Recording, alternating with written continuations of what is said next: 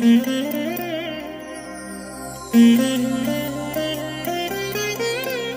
దినం పరము నుండి దిగివచ్చు మాట. ఇది నీ జీవితానికి వెలుగుల బాట. నీ ఒడిలో ఉంచబడిన దీవెనల మూట, అద్భుతాల ఆనంద ఊట. సంవత్సరమంతా మీరు బైబిల్ చదివి ముగించడానికి మీరు చదవలసిన లేఖన భాగం 1వ అధ్యాయం, సాయంత్రం ప్రకటన 9వ అధ్యాయం. ప్రియమైన దేవుడిలారా, ఈ ఉదయకాల సమయంలో ప్రభు కృప మీకు తోడైనగాక. ఎలా ఉన్నారు? బాగున్నారు కదూ?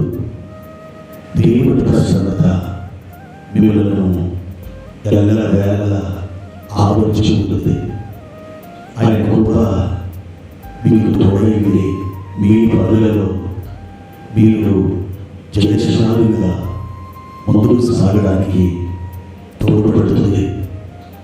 ఈ దినములలో ప్రభు యొక్క అద్భుతమైనటువంటి ఆ సన్నిధి మిమ్మల్ని ఆశ్చర్యకరంగా నడుస్తుందని నేను నమ్ముతున్నాను.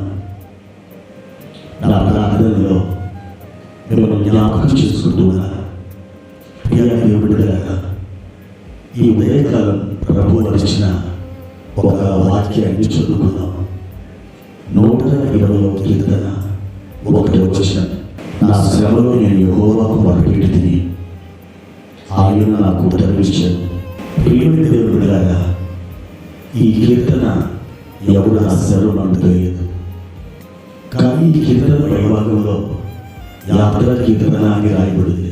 దేవుని యందు అద్భుతమైన విశ్వాసం భక్తి కలిగిన ఒక కీర్తనకారుడు ఈ కీర్తనని రచించుకుంటాడు. ఆయన తన అనుభవాన్ని తన మాట ద్వారా ఇలా తెలియజేస్తున్నాడు. నా శ్రమను నేను యెహోవాకు మొరపెట్టి ఆయన నాకు ఉత్తరమిచ్చాను. అవును దేవుడిలారా, ఆ భక్తుడికి ఆ శ్రమలో ఎవరు తోడు నిలవలేదా?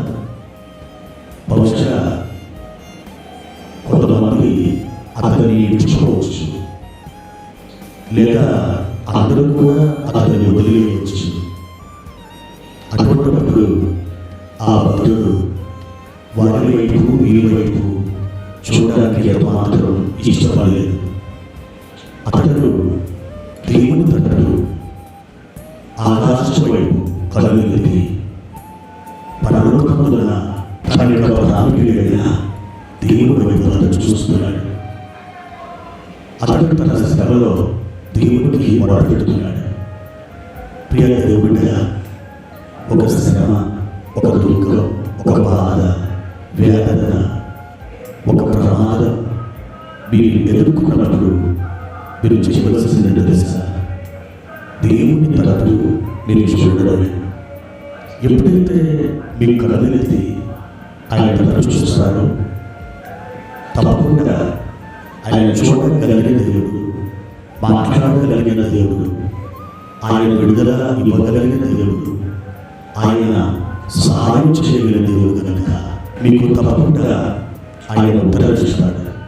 మీ శ్రమల నుండి ఆయన మిమ్మల్ని విడిపిస్తాడు. ఒకప్పుడు ఇశ్రాయేలు ప్రజలు కూడా ఐగుప్తు దేశంలో ఉన్నప్పుడు ఫరో పెట్టే ఆ కష్టాలకు ఫరో యొక్క అధికారులు ఇశ్రాయేలుని బహు భయంకరంగా హింసిస్తున్నప్పుడు ఆ ఇశ్రాయేలు ప్రజలు ఏం చేస్తారో తెలుసా? వారు దేవునికి మొరపెట్టారు. ఎప్పుడైతే వారు దేవునికి మొరపెట్టారో పరలోకమందున్న దేవుడు స్పందించాడు. వారి తరపు చూశాడు, వారి దగ్గరికి దిగి వచ్చాడు. వారి వరకు ఒక సమర్థుడైనటువంటి నాయకుడిని ఆయన అభిషేకించాడు. ప్రియమైన దేవుడిలారా, ఆ రీతిగా మోషే ద్వారా ప్రజల్ని విడిపించి తమ పితరులకు వాగ్దానం చేసిన పాలు తెరలు ప్రవహించే దేశానికి వారిని తోడుకుని వెళ్ళాడు. ఎవరు కూడా వారి జీవితంలో అటువంటి కార్యాన్ని జరిగించలేదు. ఐగుప్తు దేశం నుండి విడుదల పొందడం అంటే అది అసంభవం, కానీ దేవుడే చేయగలిగిన ఆ కార్యాన్ని దేవుడే దిగుమతి చేశాడు. అలా చేయడానికి వాళ్ళు చేసినటువంటి పని తెలుసా? ప్రభు సన్నిధిలో నిప్పులు పిలిచారు, ప్రార్థించారు. ఇక్కడ కీర్తనకారుడు కూడా తన శ్రమలో నిప్పులు పిలుస్తున్నాడు, ప్రార్థిస్తున్నాడు. వెంటనే దేవుడు అతను జవాబిచ్చాడు, అతని ఉత్తరం ఇచ్చాడు.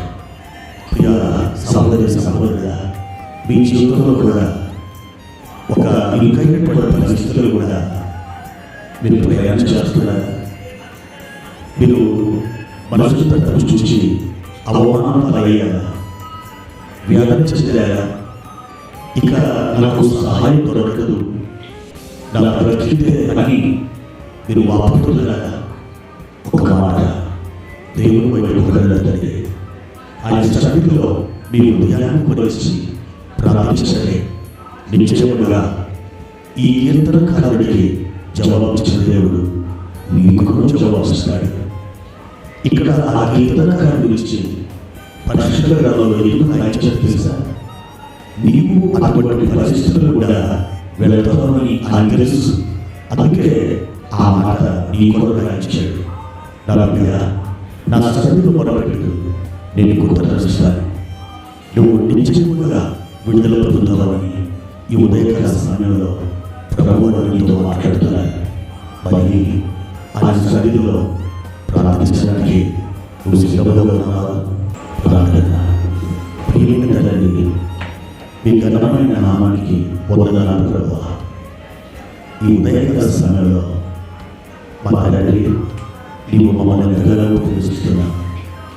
మా ప్రియులు ఈ ఇరుకైన పరిస్థితుల్లో కూడా, ఏ వేదన కూడా వారు సాగి వెళుతున్నారు. మీరు ఎగిన దేవుడు ఆయన. ఒకసారి మీరు వారి తరపున తిరిగి వారిని ఆదరించమని, వారిని విడుదల చేయమని, వారికి సహాయం చేయమని నేను వారి ప్రార్థిస్తున్నాను. మీ కృపతో మీరు బలపరచండి. యేసు నామమున ఈ ప్రార్థన తండ్రి, ఆమేన్.